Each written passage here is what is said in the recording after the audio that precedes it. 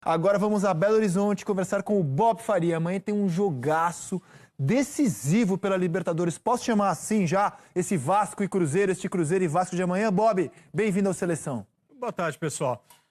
Eu acho que dá para ser pelos resultados da primeira rodada, né? Como o Vasco e o Cruzeiro perderam na primeira rodada, e para o Cruzeiro foi até pior, né? Perdendo fora de casa e para um placar muito amplo, né? Aquele jogo contra o Racing, lá onde o Lautaro Martínez fez 3 gols e tudo mais.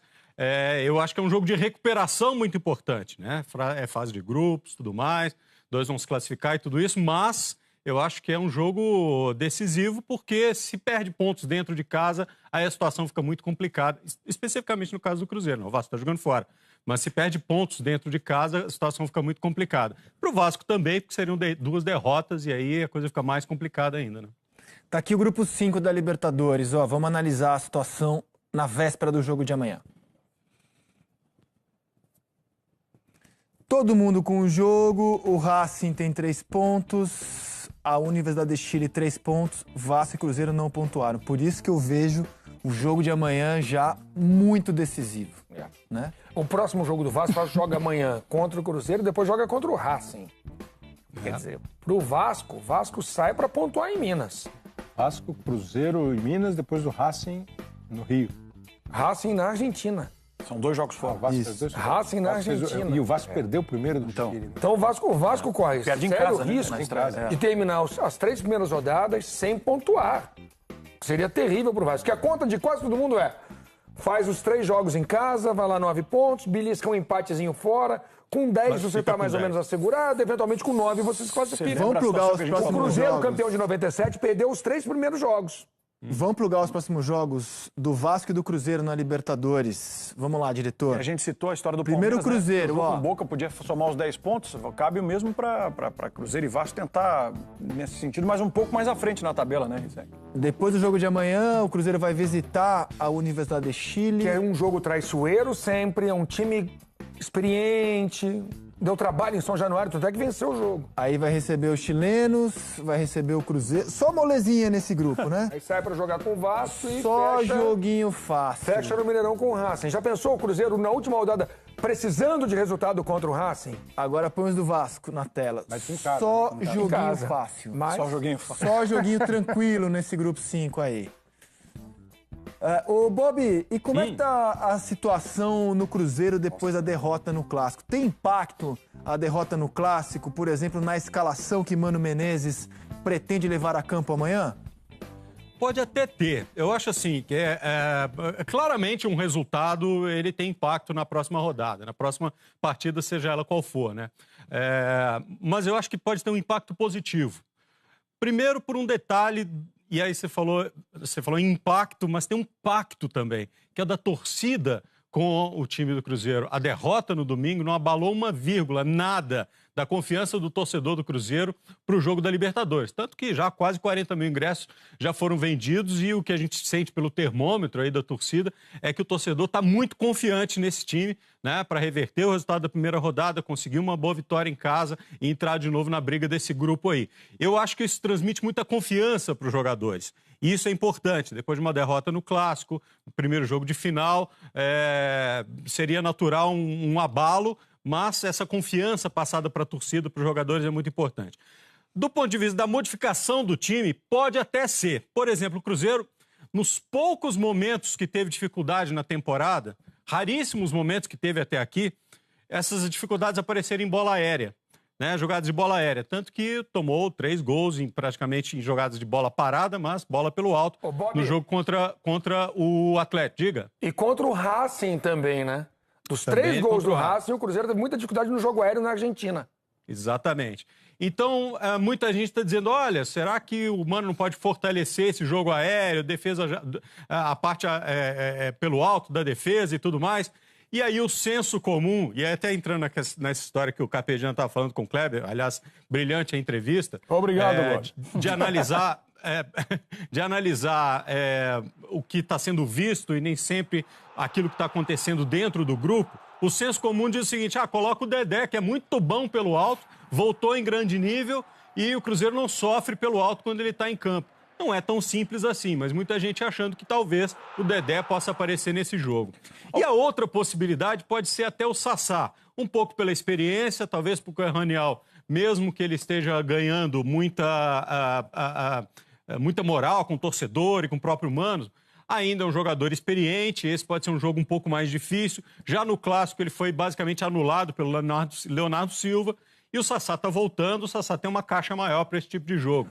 Então, são duas possibilidades, né? Mas tá na cabeça do Mano isso aí ainda. Vamos ver o que vai acontecer amanhã. Ô, Bob, o detalhe só pelo fato do Cruzeiro ter perdido para o Racing e para o Atlético, e aí a gente tem exemplos de dois grandes jogos, os chamados jogos pesados, né, para esse início de temporada, a questão do investimento. Você que está acompanhando mais de perto pode até trazer a sua sensibilidade desse momento do Cruzeiro, quando precisou dar uma resposta nesses jogos mais encorpados e aí as duas derrotas vêm dessa maneira, tomando 7 gols.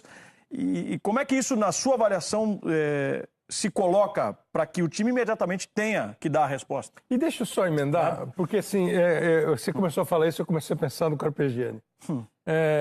Vê só, né, Bob? Assim, o que o Jader está falando é fato. Né? Cruzeiro, porque o que eu fico pensando assim, do começo da temporada até anteontem, eu ouvi só quase falar bem do Cruzeiro. Sim. O Cruzeiro melhorou, o Cruzeiro está mais assim, o As Cruzeiro grandes está mais forças do assado. futebol brasileiro. É o Cruzeiro, porque o Cruzeiro contratou, porque o Cruzeiro tem elenco. Quantas vezes o Bob aqui, não... Eu lembro que uma vez nós perguntamos, em relação ao ano passado, como é que tá? Não, o Cruzeiro está muito melhor, tal. Se está muito melhor, não é porque ele ganhou um jogo só porque ele ganhou o jogo, é também porque ele ganhou os jogos. Aí chegam esses dois jogos, acontecem as derrotas. Estudiantes, Racing e o Atlético. E o Atlético. Como é que a gente resolve esse negócio, Bob? Eu não acho que mude o conceito, não. O time do Cruzeiro de fato melhorou, continua... Mas perdeu os jogos importantes, como disse o Jader. Exatamente. Essa que foi a pergunta que ele te fez, entendeu? É verdade. Mas a gente precisa pensar no macro, né? Claro. Não acho que esses dois resultados tiram a qualidade do Cruzeiro nem a capacidade do Cruzeiro de fazer uma grande temporada, né? Alguns ajustes, e esses ajustes são normais. Por exemplo, o Rafinha começou o ano voando. Já nas duas últimas partidas teve uma queda de produção e tudo mais. Pode ser que tenha uma alteração ali do lado do campo. O Mano Menezes já pode estar pensando nisso. E ele tem material para trabalhar nisso. Lembra que outro dia a gente fez aqui, mostrou o time titular do Cruzeiro e o time reserva do Cruzeiro, que jogaria na primeira divisão do Campeonato Brasileiro? Verdade. Então ele tem material para fazer isso. Eu não acho que duas derrotas, ainda que sejam duas derrotas em decisões, ou jogos muito difíceis, né? Jogar com o Racing na Argentina... e aí teve um fator totalmente fora da curva, assim, um cara que resolveu que era a noite dele, que é um cara genial, muito acima da média. O Martínez fez 3 gols naquela partida. E um clássico contra o Atlético, onde as coisas sempre podem acontecer, elas se equilibram de forma emocional e emotiva, para os dois lados, inclusive, né? Então não acho que dá para chegar e dizer assim, não, o Cruzeiro de repente virou um time ruim, porque na hora que teve que jogar com dois times realmente grandes e difíceis, sofreu derrotas, né? Eu acho que é um processo e acho que o time vai continuar bem, na minha visão. Cruzeiro parte para cima do Vasco? Creio que sim. Parte para cima do Vasco porque, primeiro, está jogando em casa, com 40 mil pessoas empurrando, precisa desses pontos em casa, essa conta que o Luiz fez aí é perfeita, precisa ter os 9 pontos em casa. Então não pode correr o risco de perder pontos em casa e ter que buscar isso fora, né? Então acho que o Cruzeiro, lá no planejamento do Cruzeiro, é o seguinte, dentro de casa tem que ganhar os pontos. E para ganhar os pontos, precisa tomar as rédeas do jogo, né? Eu vou falar do Vasco agora, eu não. A repórter Júlia Guimarães acompanhou o último treinamento da equipe carioca antes do jogo de amanhã em Belo Horizonte. Confira. Olá, amigos ligados no Sport TV. O Vasco encerrou hoje pela manhã a preparação para o jogo importante contra o Cruzeiro lá no Mineirão pela Libertadores. A gente pôde acompanhar a reta final do treinamento, só alguns titulares treinando algumas cobranças de falta e os reservas fazendo um trabalho em campo reduzido. E o técnico Zé Ricardo teve uma notícia ruim hoje pela manhã. Um desfalque confirmado no time titular. O meia Giovanni Augusto saiu com problema muscular na coxa esquerda no jogo contra o Botafogo na primeira final do Campeonato Carioca e teve um estiramento muscular grau 2 confirmado, então ele para por cerca de 2 a 3 semanas, perde essas partidas decisivas que o Vasco tem amanhã contra o Cruzeiro e também a grande final do Carioca no próximo domingo contra o Botafogo. É bem provável que o Paulinho seja o titular, retorne ao time titular do Vasco, mas o Evander, que também está recuperado de lesão, assim como o Paulinho, Evander também briga por essa posição. O Vasco precisa muito de um bom resultado no Mineirão, já que perdeu na estreia da fase de grupos da Libertadores aqui em São Januário para a Universidade de Chile por 1 a 0. O Meia Wagner falou na coletiva hoje sobre o jogo de amanhã. A gente vai brigar sim pela vitória, mas se tratando de Libertadores e um jogo fora, é sempre importante pontuar. E vai ser contra uma equipe que as duas tiveram um resultado negativo na primeira partida. Se a gente conseguir trazer nem que seja um pontinho, já vai ser bom pra gente, já vamos dar um passo muito importante. Rizek, essas foram as notícias da manhã do Vasco aqui em São Januário. O time viaja cerca de 2 da tarde para Belo Horizonte. Bom programa para vocês e um abraço.